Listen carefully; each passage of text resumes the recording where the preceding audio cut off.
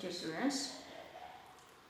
Today we are going to discuss speaking skills.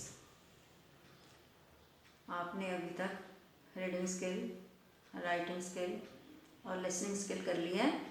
अभी हम करने जा रहे हैं कौन सी? Speaking skill. और स्पीकिंग स्किल में क्या होता है? जो हम बोलते हैं, किसी से बात करते हैं, किसी के साथ कम्युनिकेशन करते हैं, किसी को बात कहते हैं या उसकी बात सुन के उसका जवाब हम देते हैं, उसी को हम कहते हैं speaking skill. Speaking skill practice से आती है. ये हम वैसे नहीं कर सकते क्योंकि हम बोल नहीं पाते, क्योंकि हमारी मदर टंग जो होती है हम उसी में बोलते हैं. इसीलिए इंग्लिश में स्पीकिंग स्किल को बढ़ाने के लिए हमें बार बार प्रैक्टिस करनी पड़ेगी. ठीक है? Listen. Speaking skill, it means the ability to communicate fluently. क्या मतलब है इसका? कि हमारे पास इतनी योग्यता हो कि हम अपने विचारों को किसी से बात करने के लिए हम अपने खुल के अपने विचार प्रकट कर सकें या उसका फीडबैक दे सकें. अगर उसने कोई इंग्लिश में बात करी है तो हम भी उसका फ्लुएंटली जवाब दे सकें. ये हमारी योग्यता है. समझ आई? योग्यता है हमारी. नेक्स्ट है, it is very important that the message should be.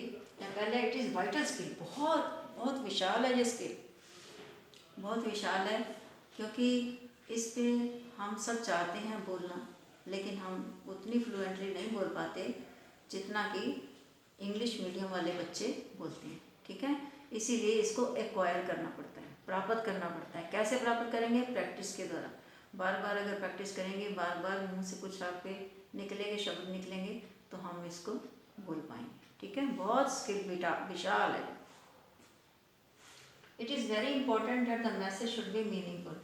अब इसमें ज़रूरी बात यह है कि हम अगर बोल रहे हैं, इंग्लिश में बात कर रहे हैं किसी से, तो जो हमारा मैसेज है, जो हमने एक दूसरे को संदेश दिया है, वो मीनिंगफुल होना चाहिए. इसका कोई मीनिंग निकलना चाहिए, रेलेवेंट होना चाहिए, मीन प्रॉपर होना चाहिए और शॉर्ट होना चाहिए, ताकि जो उसका फीडबैक देने वाला है वो भी उसको सही तरीके से समझ के समझेगा. कब?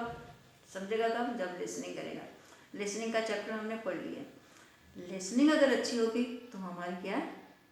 ठीक है, हम उसको फीडबैक अच्छी देंगे और एक दूसरे के साथ कम्युनिकेट कर सकेंगे, स्पीकिंग कर सकेंगे. ठीक है? इसलिए जो मैसेज है मीनिंगफुल होना चाहिए और इट शुड बी रेलेवेंट होना चाहिए, टू द पॉइंट होना चाहिए. ठीक है? ये नहीं कि क्वेश्चन कुछ और पूछा जाए, आंसर कुछ और बोला जाए. ठीक है? नेक्स्ट है, it is an acquired art. ये मैंने आपको बताया कि एक्वायर्ड आर्ट है, मीन प्राप्त जो हम करते हैं जिस कला को, उसको बोलते हैं it is an acquired art. It can be improve through practice. कैसे ये इम्प्रूव की जा सकती है? कैसे इम्प्रूव की जा सकती है? प्रैक्टिस के द्वारा. जितनी प्रैक्टिस करेंगे इंग्लिश बोलने की, उतनी ही हमारी प्रैक्टिस होगी. ठीक है? और अब इसमें आता है कि कुछ क्वालिटीज़ होती हैं गुड स्पीकर की. कई आपने देखा होगा, कई बच्चे बहुत फ्लुएंटली इंग्लिश बोलते हैं और कई अड़ के बोलते हैं. ठीक है ना? तो ये कैसे है? उन्होंने क्या किया? प्रैक्टिस करी, एक्वायर की है, आर्ट, इस कला को एक्वायर किया. तो अब इसमें कौन कौन सी क्वालिटीज़ होती हैं एक गुड स्पीकर के लिए, ये देखिए. पहले उसमें control over emotions. He should have control over his emotions. ये नहीं कि एकदम से गुस्सा हो जाए. अपने इमोशंस को, जो उसकी भावनाएं हैं, जो उसके वेग हैं, उसके ऊपर उसको कंट्रोल करना चाहिए. एकदम से ऐसे प्रचंड ना हो जाए. आराम से बात सुने किसी की, उसकी अपनी भावनाओं पे उसका पूरा कंट्रोल होना चाहिए. सेकंड पॉइंट है बॉडी लैंग्वेज. बॉडी लैंग्वेज वो हम बोलते हैं जब हम किसी को खड़ा करते हैं बोलने के लिए, कोई सेमिनार, उसमें बॉडी लैंग्वेज का भी प्रयोग होता है. देखो, जेस्चर से, आई कांटेक्ट से, ये सारे बॉडी लैंग्वेज में आ जाएंगे. इसका बॉडी लैंग्वेज का अलग से हमारा है, वो चैप्टर हम पढ़ेंगे, तो उस समय आपको बताएंगे बॉडी लैंग्वेज क्या होती है. बॉडी लैंग्वेज है, हम देखो हाथों से भी कुछ इशारे करते हैं, आंखों से भी कुछ इशारे करते हैं, कुछ हमारे जेस्चर्स होते हैं, जिससे ये क्या होता है? प्रभाव पड़ता है स्पीकिंग के ऊपर. जब हम बोलते हैं ना, स्पीकिंग के ऊपर इसका प्रभाव पड़ता है बॉडी लैंग्वेज का. ये अलग से भी क्वेश्चन आता है कि बॉडी लैंग्वेज किसे कहते हैं. नेक्स्ट है अवेयरनेस ऑफ ऑडियंस. मीन जो स्पीकर है, जो बोलने वाला है, जिसको भी हम कहते हैं कि आप सेमिनार के लिए आओ, या कोई भी स्पीकर है जो भी अपना भाषण दे रहा है, जो कुछ बोल रहा है, उसको पूरा अपने ऑडियंस मीन अपने जो उसकी जो सुन रहे हैं उसके उनका भी पूरा ध्यान होना चाहिए, उनको साथ लेके उसने जो बोलना है बोलना है, ठीक है। ये नहीं है कि वो ऑडियंस तो आराम से सो रहे हैं और स्पीकर जो बोलता जा रहा है, ये ऐसा नहीं होता। मीन अच्छे तरीके से प्रभावी ढंग से पूरा इफेक्ट हो ऑडियंस के ऊपर और ऑडियंस उसको सुने, ठीक है।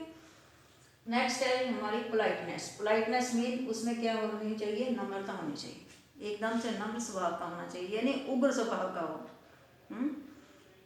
ठीक है। तो उसमें पूरी पोलाइटनेस होनी चाहिए एक गुड स्पीकर के लिए।